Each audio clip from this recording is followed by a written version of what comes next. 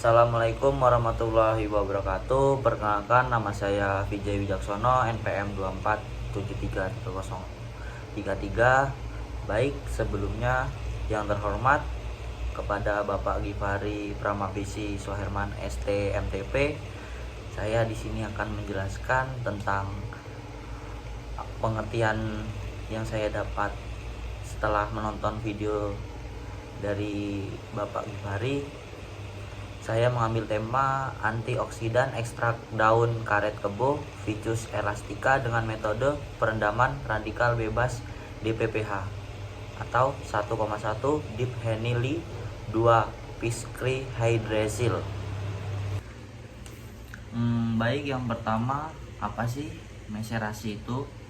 Menurut saya, meserasi dalam konteks pertanian atau agronomi merujuk pada proses rekayasa atau teknik pemuliaan tanaman dengan cara menyambung atau menggabungkan bagian dari tanaman yang berbeda seperti batang dan daun untuk menghasilkan tanaman yang lebih baik atau lebih produktif.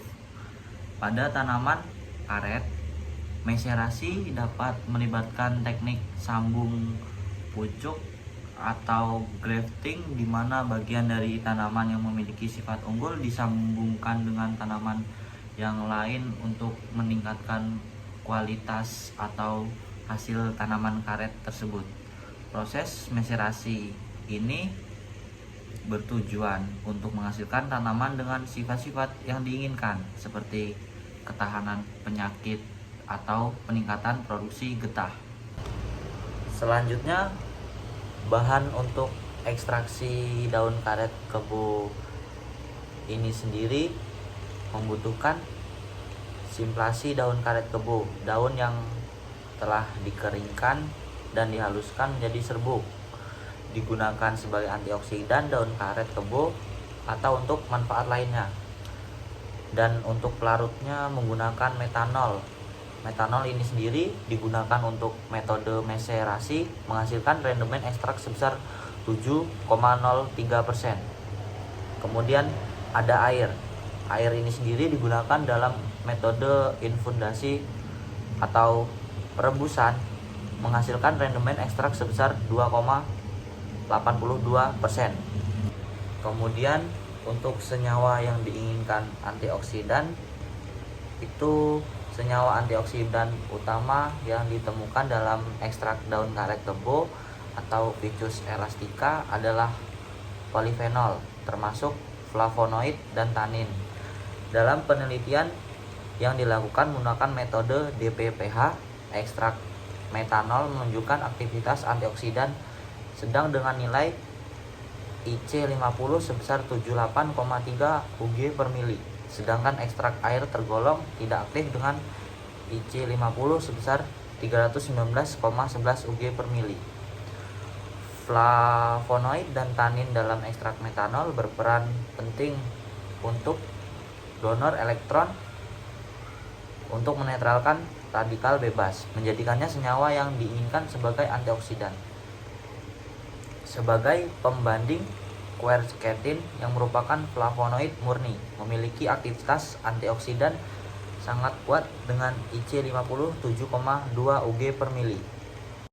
Kemudian adapun tahapan prosesnya, yang pertama menggunakan maserasi atau pelarut metanol. Tahapan persiapannya itu simplicia daun karet kebo yang telah dikeringkan dan dihaluskan menjadi serbuk ditimbang dulu sebanyak 100 gram. Kemudian proses ekstraksi, simplicia dimasukkan ke dalam bejana maserasi dan ditambahkan 800 ml metanol. Proses maserasi dilakukan selama 1 kali 24 jam dengan perendaman. Hasilnya disaring dan residu direndam kembali sebanyak 2 kali menggunakan metanol segar. Kemudian adapun proses penguapan, filtrat dari maserasi diuapkan menggunakan rotary vakum evaporator hingga diperoleh ekstrak yang kental. Yang kedua, menggunakan metode infundasi atau pelarut air. Tahapan persiapannya, simplicia daun karet kebo ditimbang dulu sebanyak 50 gram.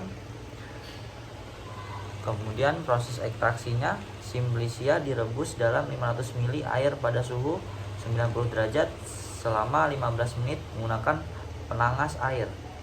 Campuran diaduk sesekali selama proses perebusan. Proses penyaringannya, larutan disaring selagi panas menggunakan kain flanel. Penghilangan kandungan airnya itu infusa kemudian dikeringkan menggunakan freezer dryer hingga diperoleh ekstrak kering. Untuk perbedaan rendemannya itu sendiri, rendeman ekstrak maserasi atau metanol 7,03%, untuk rendeman ekstrak infundasi atau air 2,82%. Kemudian adapun hasil setelah maserasinya itu berat bahan awal Simplicia 100 gram dan untuk berat ekstrak yang dihasilkan itu 7,031 gram. Untuk rendemen ekstraknya itu menghasilkan 7,03%. Kemudian adapun cara ekstrak untuk memisahkan pelarutnya, yaitu yang pertama menggunakan penyaringan, filtrasi, gunakan kain saring, kertas saring atau alat filtrasi untuk memisahkan cairan ekstrak dari ampas daun. Proses ini untuk menghilangkan partikel kasar seperti residu daun. Yang kedua, penguapan pelarut. Jika pelarutnya adalah pelarut organik seperti etanol atau metanol, dapat menghilangkan dengan cara itu yang pertama rotary evaporator atau rotavap. Alat ini digunakan untuk menguapkan pelarut pada suhu rendah di bawah tekanan vakum sehingga senyawa aktif dalam ekstrak tetap terjaga. Kemudian pemanasan suhu rendah. Jika tidak memiliki rotary evaporator, panaskan larutan di atas waterbed pada suhu rendah, biasanya di bawah 40-50 derajat Celcius untuk etanol. Hal ini bertujuan untuk menghindari degradasi senyawa aktif. Yang ketiga, pengeringan vakum. Setelah penguapan, gunakan pengering atau vakum untuk memastikan pelarut benar-benar hilang tanpa merusak senyawa aktif.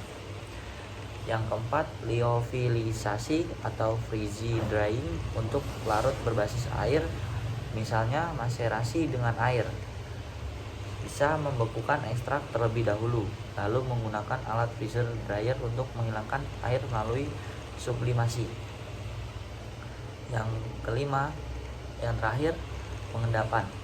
Itu pun jika diperlukan. Jika pelarut tidak dapat sepenuhnya dipisahkan dengan metode di atas, tambahkan pelarut lain yang tidak bercampur dengan pelarut awal sehingga terbentuk dua lapisan cairan. Pisahkan lapisan yang mengandung ekstrak dengan corong pisah. Kemudian jadi untuk kesimpulan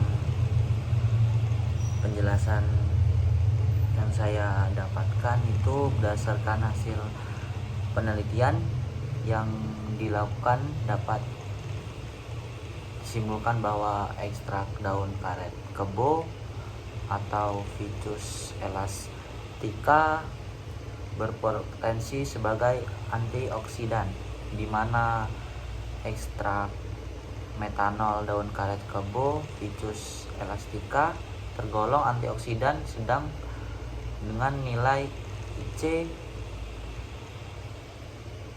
50 sebesar 78,39 Ug per mili, dan ekstrak air daun karet kebo atau Ficus elastica tergolong tidak aktif sebagai antioksidan dengan IC 50 sebesar 319,11 Ug per mili.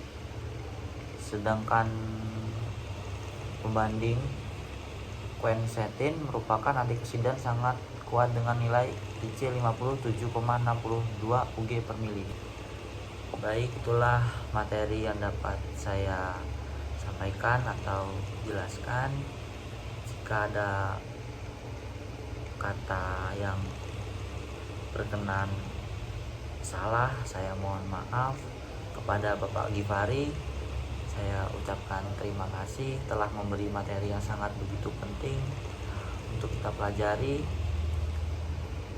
metode meserasi ini. Saya akhiri, wassalamualaikum warahmatullahi wabarakatuh.